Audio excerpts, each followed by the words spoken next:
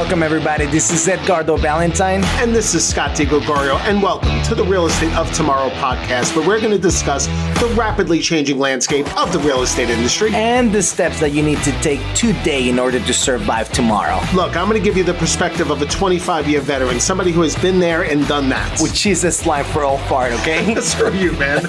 Look, I'm going to give you a fresh perspective from somebody that's applying those steps today. So that basically means you're young and you don't know shit. All right. Let's get this started. Welcome to another episode. Dude, what is going on, man? Well, today we're going to talk about some pretty shitty changes, man. This is not like a happy podcast. So Yeah. stop laughing.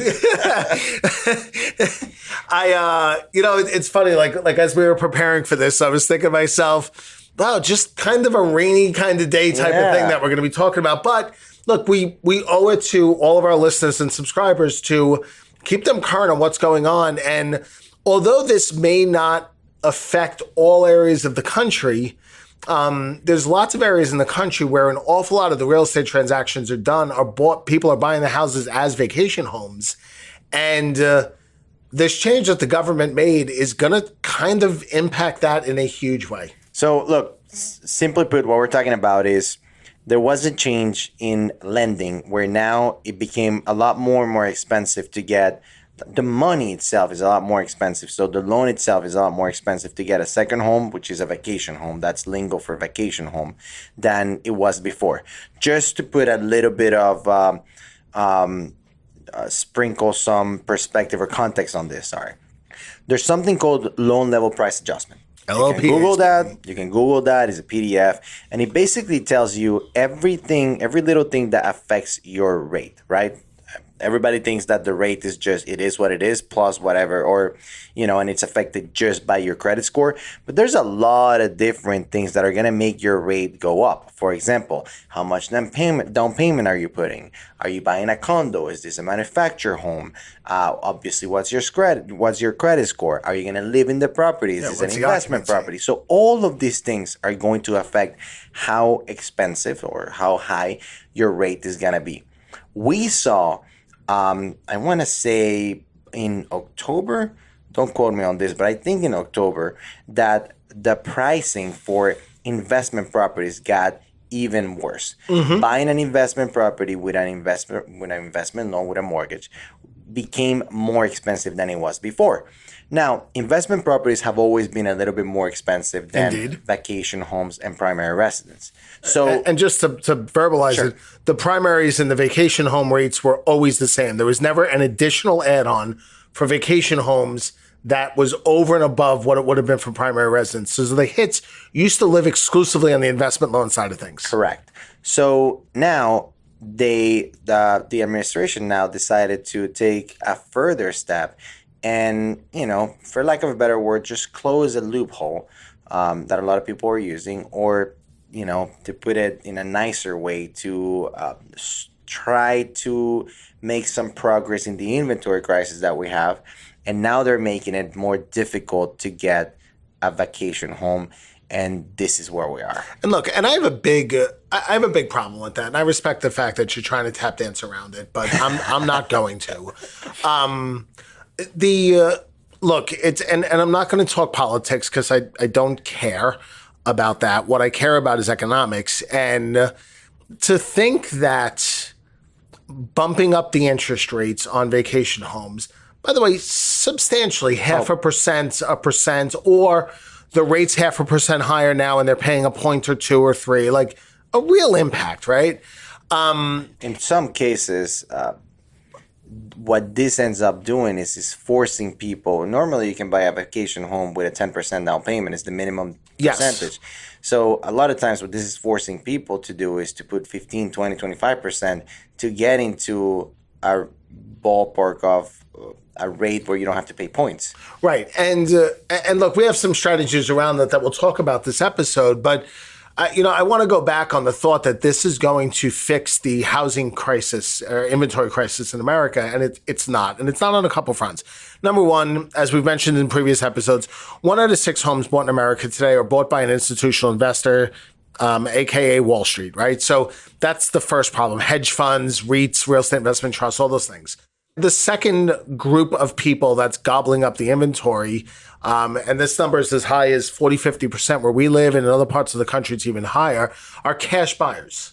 So the insinuation was we got to stop all these rich people from taking houses away from end users. Is not, it's a great sentiment, but it's just not where the rubber hits the road on the streets. The reality is, okay, institutional investors and cash buyers are buying up the bulk of the houses, and neither of those are impacted by this. This is more working class type people in many cases that are getting squeezed. And I don't know, man, I'm just against it.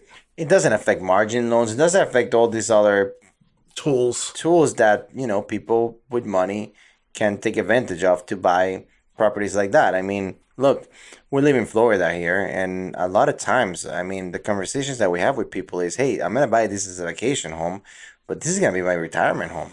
This is where I'm going to end up in, 2 years, 3 years. And or that's the plan. So now these people are not able to do this. And like we talk, especially in retirement areas, the appreciation is extremely high. So it's a problem.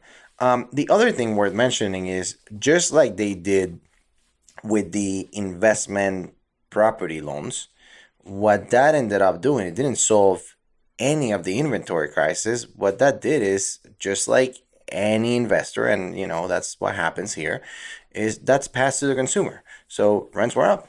Right. If it's more expensive for me to have my investment property, what I do is I just increase the rent. Right. And there's no inventory, so people are willing to pay it because they have no choice. Right. And again, like we've mentioned in previous episodes, the rent price crisis in this country is, at least in this area, significantly worse than the housing price crisis. Absolutely. So there's less inventory on rental housing than there is on houses to buy.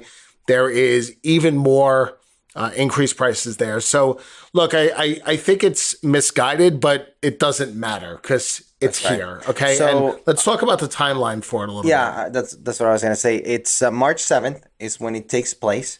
So, but let's back that up though, because if you read the actual, by the way, you guys could Google this. If you read the actual Fannie Mae letter, what it says is all loans delivered to Fannie Mae on or after April 1st. So what does that mean, delivered, right? Yes. So delivered is when the investor actually sells it to Fannie Mae, just Correct. to make it super simple. So that means that those are loans that close, let's say, to be safe, a week before March 7th. A couple of weeks before March 7th. So what that does is if a company sees, or if a mortgage company sees that your loan is going to close 2 weeks before March 7th, then you might already have that increased price.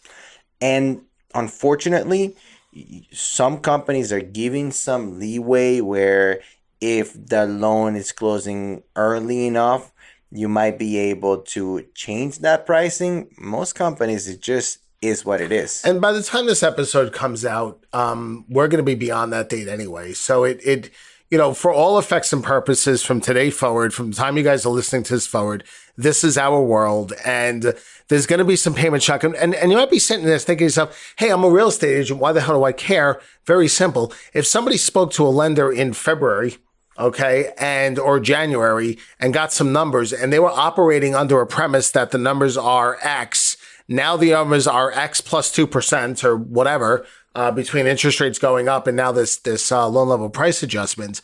All of a sudden now either their price point is impacted or they go, screw that, I'm not doing this, and just walk away. And you've now just wasted all this time.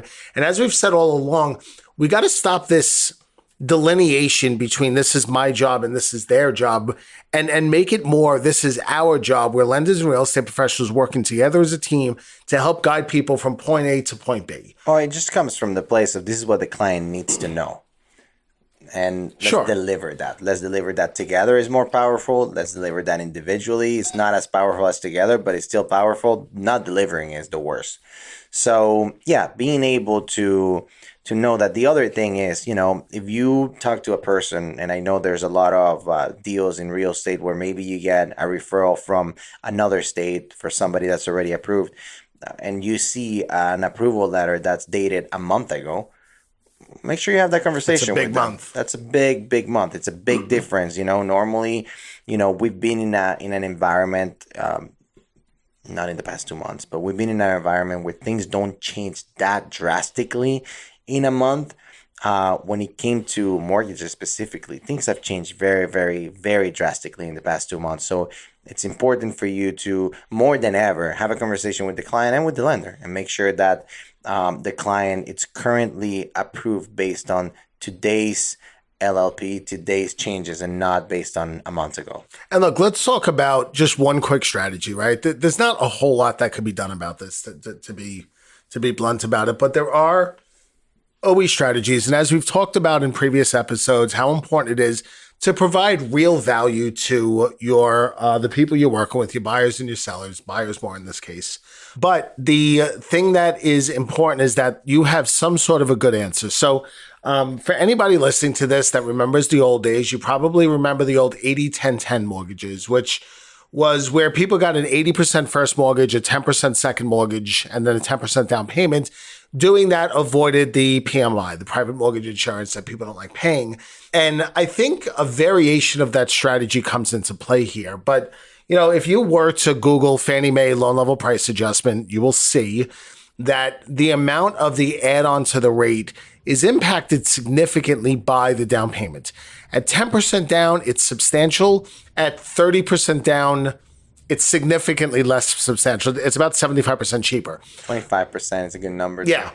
So instead of getting a 90% mortgage, you could get a 70% mortgage, first mortgage, a 20% home equity line of credit or second mortgage, okay, at closing as a purchase, and they still put down the 10%. But now the loan level price adjustment is only connected to that 70% mortgage, and the interest rate is much cheaper on the bulk of that debt.